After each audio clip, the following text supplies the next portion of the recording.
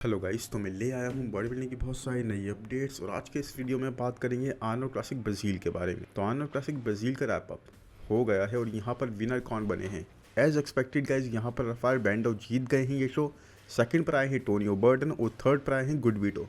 But what a show man, मतलब it was an epic show. जिस तरह का कॉम्पिटिशन यहाँ देखने को मिल रहा था, एंड आई थिंक तीनों के लिए, यानी कि राफेल बैंडो के लिए, टोनियो के लिए और गुड वीटो के लिए, तीनों के लिए एक केस बनाया जा सकता है कि तीनों में से कोई भी जीत सकता था। I really would hate to be the जज ऑफ द शो बिकॉज यहाँ पर जजिंग करना बहुत ज़्यादा मुश्किल था। बट एनीवेज गाइस, राफेल ने शो जीत लिया है। Everyone came in really good. ये तीनों तो बहुत ही अमेजिंग थे। बट कुछ लोग अभी बोल रहे हैं कि टोनियो एंड वीटो, यानी कि टोनियो बर्टन और गुड वीटो, दोनों डिजर्व करते थे फर्स्ट और सेकंड प्लेस, क्योंकि राफेल बैंडो वॉज सॉफ्ट। इनकी बैक थोड़ा सा लैग कर रही थी और एक्सपोज हो रही थी। यहाँ पर हैमस्ट्रिंग और ग्लूट्स भी उस तरह से इनके डिटेल नहीं थे। अब क्या ऐसा था, इस बारे में खैर डिटेल में बात करेंगे। सबसे पहले बात करते हैं गुड वीटो के बारे में, यानी कि शो के स्टार के बारे में। अब इनके बारे में काफ़ी टाइम से मैं आपसे यही बोल रहा था कि do not sleep on him, nobody should sleep on him, because good veto is going to shock everyone. मेरा कल का वीडियो भी आप देखो, उसमें मैंने यही बोला है, बिकॉज मैंने देख लिया था इस चीज़ को आते हुए क्रिस असितो की कोचिंग के अंडर।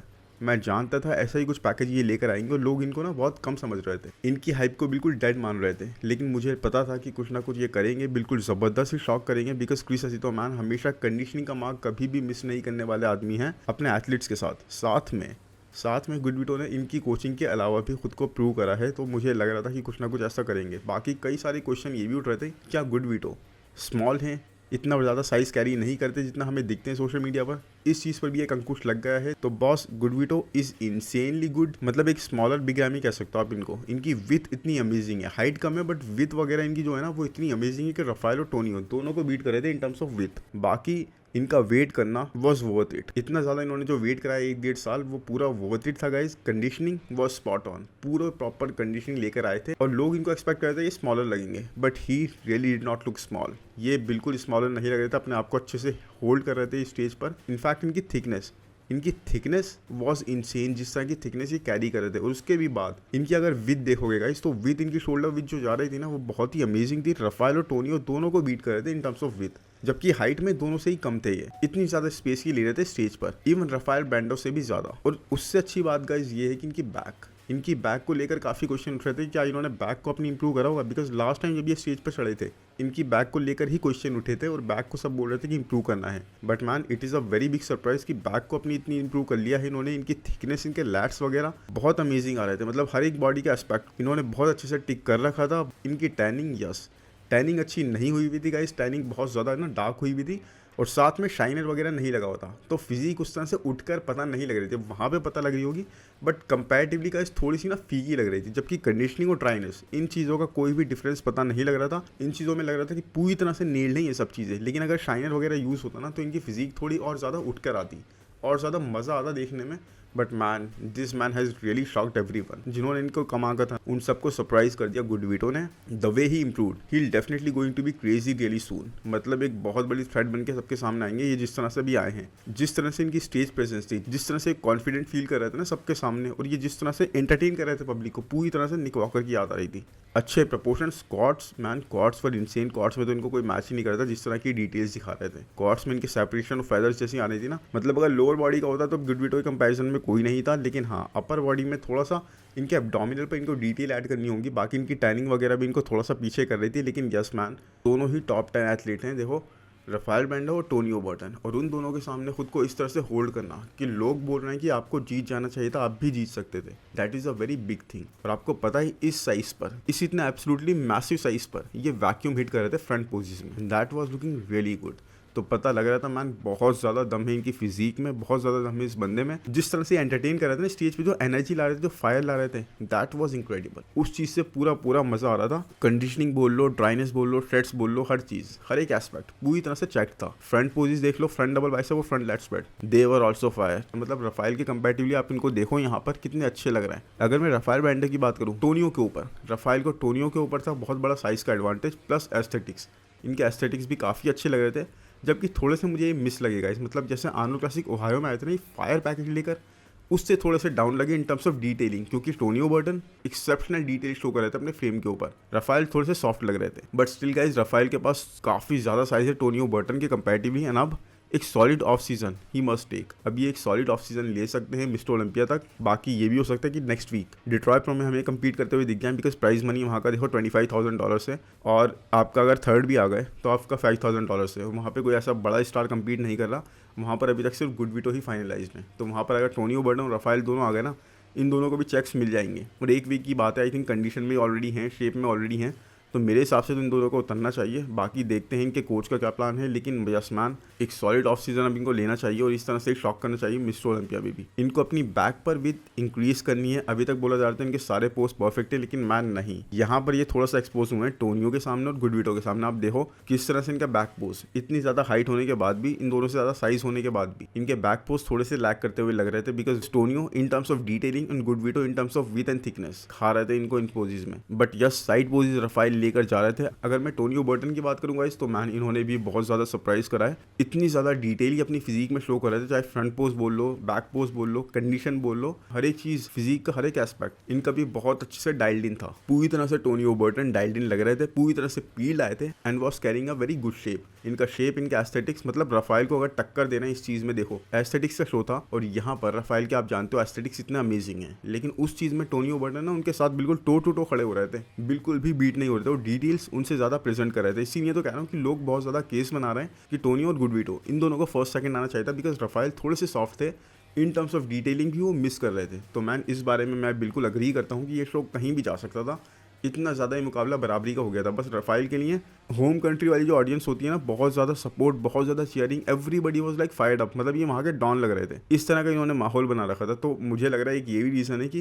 राफेल जीते, लेकिन मैं खैर इसमें नहीं जाना चाहूँगा, पैकेज वो अच्छा ही लाए थे, लेकिन हाँ टोनियो इनके बीच में तो बहुत ज़्यादा क्लोज हो गया था मैचअप। एक राफेल को ईजी विन तो बिल्कुल नहीं मिली आप, मतलब जैसे लोग सोच रहे थे कि टोनियो को बहुत ईजिली बीट कर देंगे, नहीं, ऐसा नहीं हो पाया। टोनियो ने बहुत कड़ी टक्कर दी है इनको, और अब तो मैं टोनियो का फ़ैन बन गया हूँ जिस तरह से वो अपना पैकेज लेकर आए यहाँ पर। और उसके बाद गाइस फाइनल्स में, प्री जजिंग में तो छोड़ो, फाइनल्स में टोनियो और ज़्यादा फुलर होकर आ गए थे, मतलब क्वार्ट्स में और साइड पोजेस में राफेल को मैच कर रहे थे। आप सोचो इतना ज़्यादा फुलनेस कैरी कर रहे थे उस टाइम पर, तो फाइनल्स में ये और ज़्यादा अच्छे होकर आ गए थे, जो कि एक सरप्राइज है। अब मिस्टर ओलंपिया में इन दोनों को देखना, man is going to be epic, because Rafael के पास टोनियो से ज़्यादा साइज़ है। टोनियो उतना ज़्यादा साइज़ अभी कैरी नहीं कर रहे हैं, उसके बाद भी जिस तरह से वो टक्कर दे रहे हैं सबको, अपने एस्थेटिक्स के बेस पे, अपनी डिटेल्स के बेस पे, अपनी कंडीशनिंग के बेस पे, that is really really commendable. सबको टोनियो ने सरप्राइज कर दिया है यहाँ पर, और लोगों का यही कहना है कि यहाँ पर सिक्योरिटी इतनी स्ट्रांग नहीं थी कि टोनियो को ये शो दे दिया जाए या गुडविटो को ये शो दे दिया जाए, बिकॉज राफेल तो एक वहाँ पर कल्ट लेके बैठे थे। बाकी Gudvito man he was enjoying a lot. उनका पता लग रहा था कि वो शो में सिर्फ कम्पीट ही नहीं कर रहे हैं, पूरी एनर्जी के साथ इंजॉय कर रहे हैं शो को।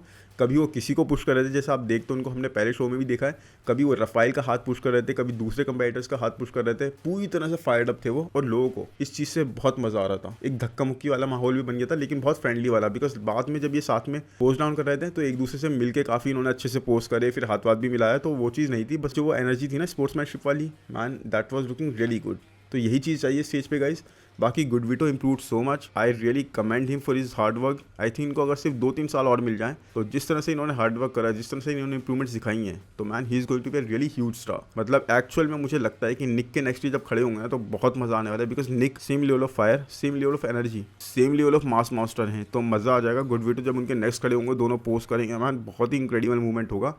अभी तो खैर इस चीज़ के लिए हमें वेट करना पड़ेगा, लेकिन हाँ गुडविटो का फ्यूचर बहुत ज़्यादा शाइन करता हुआ लग रहा है। मतलब आप ये देखो ना कि गुडविटो ने खुद को होल्ड करा इन दोनों टॉप 10 मिस्टर ओलंपियंस के अगेंस्ट, मतलब दोनों टॉप 10 मिस्टर ओलंपियंस से एक 10 आ चुका है, एक 8 आ चुका है। उन दोनों के सामने गुडविटो ने खुद को इस तरह से होल्ड करा कि फाइनल्स में जजेस ने गुडविटो को इन दोनों के साथ सेपरेटली कंपेयर करा, सेकंड और फर्स्ट प्लेस के लिए। समझ रहे हो आप कि दोनों को अलग अलग बुलाया, टोनियो को और गुडविटो को, फिर उसके बाद टोनियो और राफेल को। ऐसा कहाँ होता है, दोनों के साथ अलग अलग कंपेयर करा और उसके बाद ही डिसीजन लिया। तो इतना क्लोज ये मैचअप हो गया था, और टोनियो हो या फिर राफेल हो, दोनों को कई पोजीशन में गुडविटो बीट कर रहे थे, किसी को फ्रंट पोजीशन में, किसी को बैक पोजीशन में। हाँ साइड पोजीशन में थोड़ा सा लैग करते हुए लगे, लेकिन वही बात है कि टैनिंग और शाइनिंग मैन दोनों चीज़ें इनको टिक करनी पड़ेंगी। और पोजिंग में ना इनको सिर्फ एक चीज़ अच्छी करनी है कि इनको पोज होल्ड करने हैं। ये बहुत ज़्यादा ना फायर्ड अप हो जाते हैं, बहुत ज़्यादा एक्साइटेड हो जाते हैं, और इसीलिए जल्दी जल्दी से पोजेस को ब्रेक कर देते हैं। तो वो चीज़ इनको थोड़ा कंट्रोल करनी होगी। लेकिन man Chris Aceto absolutely is incredible, जिस तरह से इन्होंने वॉक करा है इनके साथ, बिल्कुल नेल लेकर आए स्टेज पर, बिल्कुल पीक फॉर्म में, फुल एज अ हाउस कहते हैं ना, फुल एज अ हाउस लेकर आए, और वो चीज़ बहुत ही अच्छी गई इनके लिए। अब कोई भी इनको कम नहीं लेगा और लोग एक्साइटेड रहेंगे इनको देखने के। तो गुडविटो एक तरह से became the star of the show. I mean इनकी स्टेज प्रेजेंस, कॉन्फिडेंस, फायर, हर चीज़ यही बता रही थी। और सब चीज़ें ना मुझे कहीं ना कहीं निक वॉकर की याद दिला रही थी। बाकी डिट्रॉय प्रो में गाइस गुड विटो ही हैं, वहाँ पर टोनी और राफेल ने दोनों ने नाम नहीं दिया, लेकिन आई रियली एम एक्साइटेड। अब मैं चाहता हूँ कि ये दोनों भी अपना नाम दें, क्योंकि अगर नहीं देंगे ना तो गुड विटो वन साइड विनर हो जाएंगे वहाँ पर। मुझे नहीं लगता वहाँ उनको कोई रोक पाएगा गुड विटो को, लेकिन यस अगर ये दोनों भी आ गए तो बहुत ही मज़ा आएगा, बहुत ही एक दोबारा से रीमैच हमें देखने को मिलेगा इन तीनों को। और एक ही वीक में गाइस, ज़्यादा टाइम भी नहीं देना पड़ेगा इनको, अपने ऑफ सीजन से एक वीक ही वेस्ट करना पड़ेगा। बाकी टोनियो को तो कम्पीट करना ही है, टोनियो को तो क्वालिफाई करना ही है, राइट। और अब टोनियो को लगना चाहिए कि मेरे ज़्यादा चांसेस हैं, बिकॉज निक के सामने तो देखो ही कैन नॉट स्टैंड, लेकिन यहाँ पर डिट्रॉय प्रो में ये कर सकते हैं, बिकॉज यहाँ पर आर्नो क्लासिक ब्राजील में राफेल तक को बीट करे तो गुड विटो को तो बीट कर ही दिया इन टर्म्स ऑफ प्लेसिंग, तो इनके चांसेस ज़्यादा हो जाएंगे। डिट्रॉय प्रो 25,000 का चेक या फिर 10,000 का चेक अगर सेकंड आते हैं तो, और थर्ड आते हैं तो 5,000 का चेक, तो एक अच्छी अपॉर्चुनिटी है पैसे बनाने की भी और साथ में अपनी क्वालिफिकेशन लेने की भी। तो देखते हैं अब ये क्या करते हैं। बाकी Gudvito was good man, Tonio Burton was good, Rafael was good, though not as good as Arnold Classic Ohio, but उसके बाद भी पैकेज अच्छा था गाइज। लेकिन हाँ, थोड़ा हमें यहाँ लगा कि ये सॉफ्ट साइड पर थे,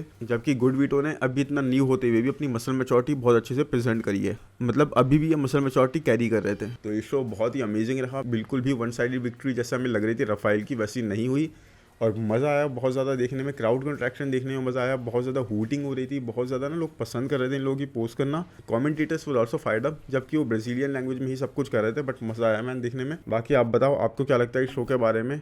आई होप आपको ये वीडियो पसंद आया होगा, पसंद आया है तो प्लीज़ लाइक कर दो, चैनल को सब्सक्राइब कर दो, नोटिफिकेशन बेल को दबा दो। कमेंट्स में बताओ गाइस आपको कैसा लगा गुड विटो का पैकेज, गुड विटो का डेब्यू कितना अमेजिंग लगा आपको, और आपको क्या लगा कि राफेल यहाँ पर थोड़े से डाउन नहीं थे, क्या राफेल का जीतना सही था या फिर टोनियो बर्टन को राफेल के ऊपर प्लेस होना चाहिए था। मैन सारी चीज़ें कमेंट्स में बताना। Thank you, bye bye.